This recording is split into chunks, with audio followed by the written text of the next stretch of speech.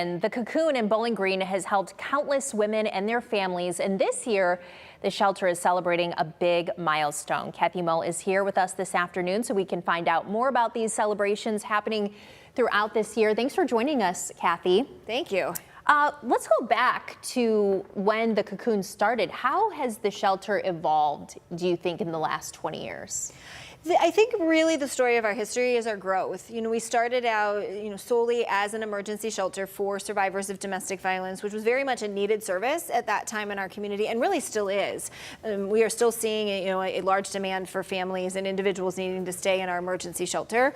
But really what we've been able to do over the years is continue to expand services, to add new programs, to ensure that every survivor in the community has access to services, and that also the services that we're providing really benefit and meet the needs of survivors in our community based on what they're experiencing.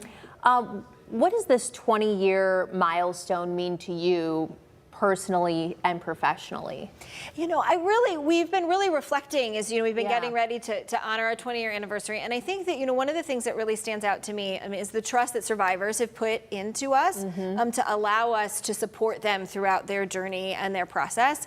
Since we opened our doors 20 years ago, we've touched the lives of over 6,000 survivors. And the courage that it takes to reach out and share with somebody what they're experiencing, the courage that it takes to, allow somebody to help during a really difficult time, and that survivors have really trusted us to do that. I think the other thing that really stands out to me is just the support of the community. The community really, since our inception, has wrapped their arms around us and helped to continue to provide the support that we need as an agency to continue to ensure that we can assist survivors in our community. I was just going to ask you, in the last 20 years, what changes have you seen in how society responds to and understands domestic and sexual violence, do you think? I think that we have really definitely started to see an increase in people feeling comfortable to reach out because there does seem to be some lessening of some of the stigma. Right. I think that it's always really hard for us to talk about domestic and sexual violence. I think it's still really hard for survivors to reach out and ask for help. I think we definitely know that unfortunately there's still a lot of victim blaming that happens for individuals who've experienced domestic or sexual violence. We still really haven't put the focus on, the individuals that are committing those acts of violence. But I think we've also come together as communities and to say, we're here for you, we want to help you, we want to support you, we want this to be a safe space, and really creating better opportunities for survivors to feel comfortable to reach out and ask for help. With that in mind, what are your hopes for the next 20 years then? So our goal really is that, as long as survivors continue to need services, we want to continue to be able to be available as long as is necessary, and to continue to make sure that we're creating programming and opportunities for survivors that help reduce the barriers that they find to get safety and healing after they've experienced some kind of victimization.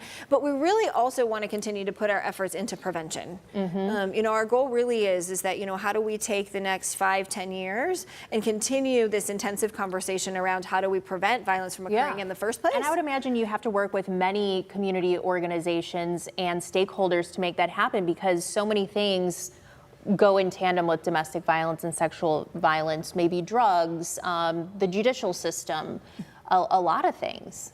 Absolutely. And that's one of the things that, we can't do what we do alone. It really does take that community support and the community organizations and agencies that are around us to help us continue to have those conversations. We talk a lot about, having ambassadors out in the community that can also be having those conversations alongside us so that eventually we create these communities that feel safe for people and that don't tolerate violence when it's occurring. Right. Speaking of community, you guys have a big event which kind of kicks off pretty much a year-long celebration of the Cocoon. So what's happening tomorrow?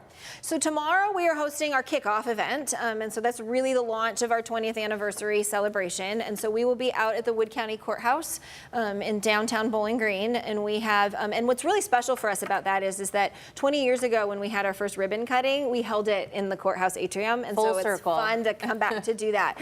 So we have our current board president, our founding board president that will be giving summer remarks.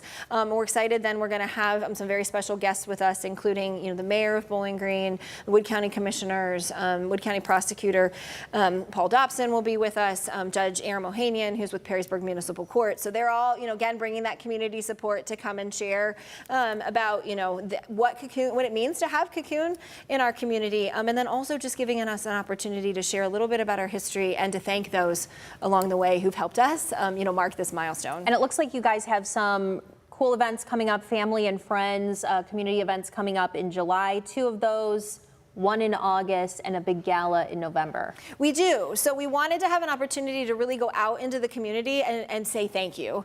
And so, 2 of our events that we have coming up. One is our Perrysburg Family Fun Day in Perrysburg, and then our parking lot party, which we hold every year in Bowling Green, is solely a thank you event for people to come out, enjoy themselves, and give us again an opportunity to showcase what their support does for survivors in the community. And then, of course, we have a couple of fundraising events coming up as well, because all of our services are available at absolutely no cost, and so that financial support is really critical for us to keep doing the work that we're doing. Awesome, Kathy. Here's the information if you want to get a hold of Kathy and the Cocoon, 419-373-1730. So is that an emergency number, perhaps, if people need the help, right? And then you can also call that number to get more information about the organization and these events? Yeah, so it's the same phone number, but once you call the phone number, if you hit option 2, that takes you to a 24/7 hotline. Where you can get immediate assistance from an advocate, or there's other prompts as usual that you can get to ask questions about other things. Congratulations on 20 years and all the help that you've provided, and best of luck with all these events. Thank you. We really appreciate it.